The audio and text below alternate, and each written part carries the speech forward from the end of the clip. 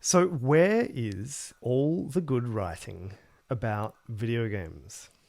I want to start by asking this question, which has been posed countless times over the last 2 decades, if not much longer. Sometimes this question is posed naively and genuinely by, I guess, outsiders, gatekeepers, journalists, readers, academics sometimes who want to know maybe where is the Pauline Kael of video games? Where is the Lester Bangs? Where is the Roger Ebert, believe it or not, of games?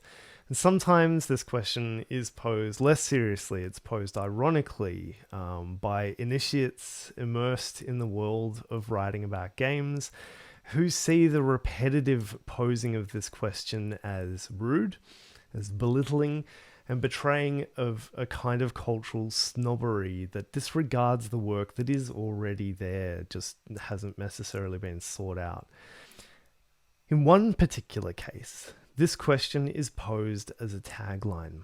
It's a tagline for a website called Critical Distance, and it was founded in 2009 as a deliberate counter to many of these concerns, aiming to capture the video game criticism zeitgeist, this is a direct quote from around the time of the founding of the website, and to act as a memory bank in this notoriously short-sighted and quick-forgetting industry, as well as to answer the cyclical question, where is all the good writing about video games? So Critical Distance was created by Australian games blogger and a PhD candidate at the time, Ben Abraham. But Critical Distance has since had a broad set of curators and contributors, such as Chris Ligman, Zolani Stewart, Zoyander Street, and the current head curator, Chris Lawrence, who's also of the website First Person Scholar. In 2009, when Critical Distance began, it was painfully apparent to anyone paying attention that the world was exploding with video game criticism. There was, and there still is, though it's changed and developed quite a bit over the course of the last decade, a sphere of sorts of critical writing about games from amateurs, from professionals, enthusiasts, sometimes in conversation with each other, and sometimes totally unaware that they're part of a community or part of a tradition. I wrote about this kind of writing, or even a kind of knowledge making in 2018 in Text Journal, and I argued then that informal writing and research surrounding the video game has frequently been networked, decentralized, and popularized. It's often accessible in the form of blog posts and tweets and other social media discussions, forum threads, YouTube videos. It's also highly spreadable in these contexts and beyond. But its ambivalent relationship with institutions has resulted in knowledge that is often liminal and does not transfer between different generations of writers and thinkers. There is no Scimago repository for this kind of work. There's no Trove database that we can search. Many of these blogs today have been deleted, the websites taken down, or the authors left totally anonymous. So, I turn to Critical Distance. Critical Distance has several functions, and as at times included podcasts and writing prompts for readers, as well as thematic curated collections of writing on specific topics or games. But Critical Distance's most enduring legacy is called This Week in Video Game Blogging, which does pretty much what it says on the tin. It's a weekly roundup post that simply collects what the website's curators and readers and community identify as the week's most compelling or of the moment writing about games. The nature of who creates the writing featured by Critical Distance and what circumstances they create it in varies wildly. Very occasionally, the roundup includes open access scholarly work from publications like Game Studies or the Journal of Games Criticism or middle state publications like First Person Scholar.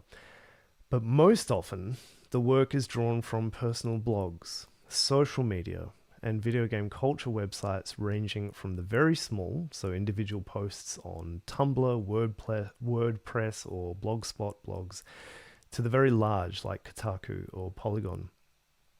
Critical Distance posted its very first roundup in April 2009, and it's continued to do so more or less without substantial breaks until today. There's some work in this area of non-academic criticism and writing, some research that is, like Maxwell Foxman, Graham Kirkpatrick, Phelan Parker has written on critical distance, and Ben Abraham as well, and then there's my article there on this sort of sphere of writing. But I think it's quite remarkable that until now no detailed scholarly research has been performed on the actual body of writing mapped by critical distance. If we assume that those responsible for critical distance's weekly roundups have been even at least halfway capable in their mapping of the world of video game discourse, and there is every reason to assume that they have been beyond capable, then in essence what the website's archives contain is an enormous handcrafted repository of knowledge, largely outside the academy, that charts the development of thought and discourse about an entire medium across more than 1 decade. So, using this repository, it's possible to take an enormously broad view and draw up a quite literal answer to the question, where is all the good writing about video games, or at least where it's been since April 2009. So I use data scraping tools to assemble a dataset of every link ever posted by critical distance editors for their weekly roundups, organized by date, anchor text, publication name, more, including linked URLs, meta descriptions, and keywords.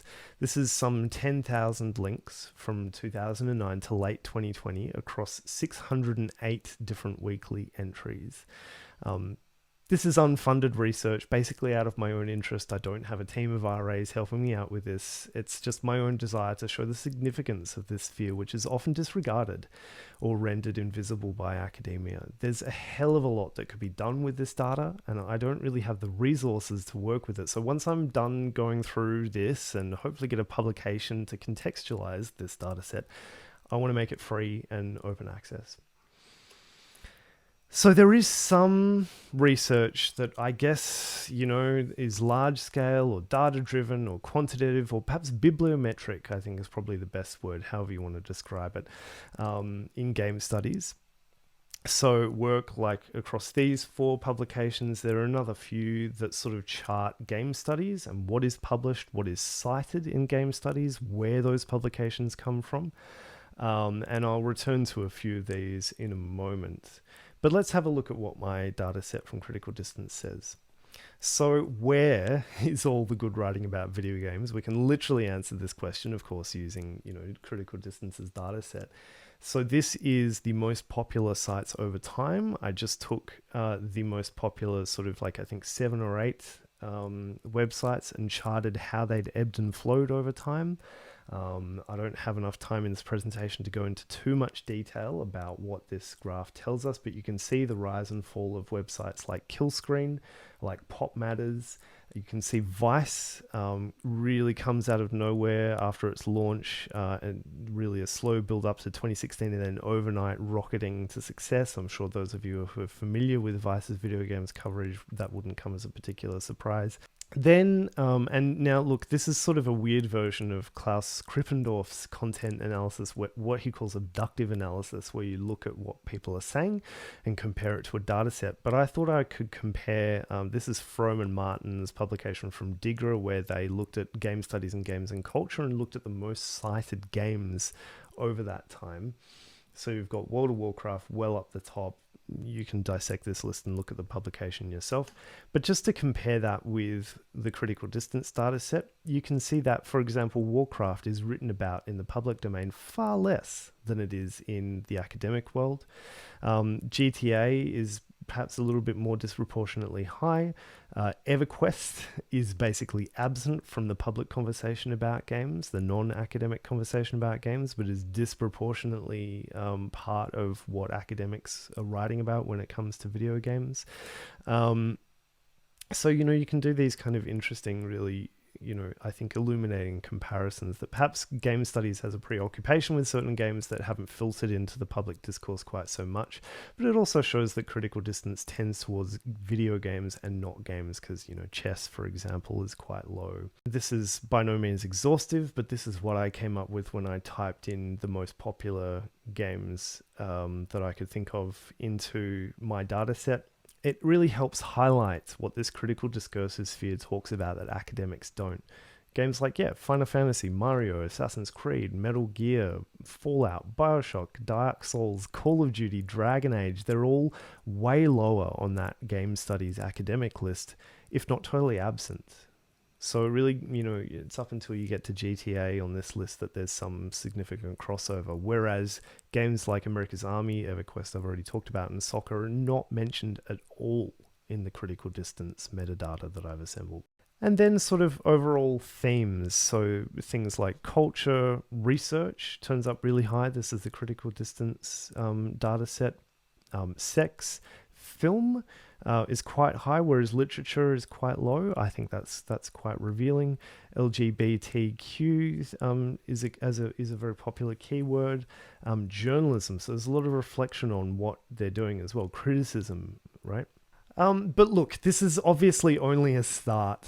This project, I think, is significant not just because it helps us understand a discourse that is adjacent to and separate from academia, but despite its liminality and ephemerality, this kind of writing also has a serious reach. I would probably guess, actually, that it has a greater influence on the games industry and designers than scholarly research, if only because A, it can be lightning fast in terms you can be writing and publishing about a game that came out yesterday. And many game professionals also perform part of the discourse. They write, they respond, they turn up in comment sections in social media, right? So there's a much more lively, ongoing, active conversation than the one that might take a lot more time to filter out from academia. But also, because of its liminality and its ephemerality, it's difficult to track and account for. And most importantly for academia, it's difficult to cite and to build on. Something that I guess I'm kind of calling on for us to get better at. Especially because, and I think this is the most important bit and the bit that I'll leave you with, because this sphere is where marginalized voices who don't get the opportunities afforded to many in academia, nonetheless, they get to play a hugely important role here. And we will be all the worse for it if we overlook these voices. Thanks very much.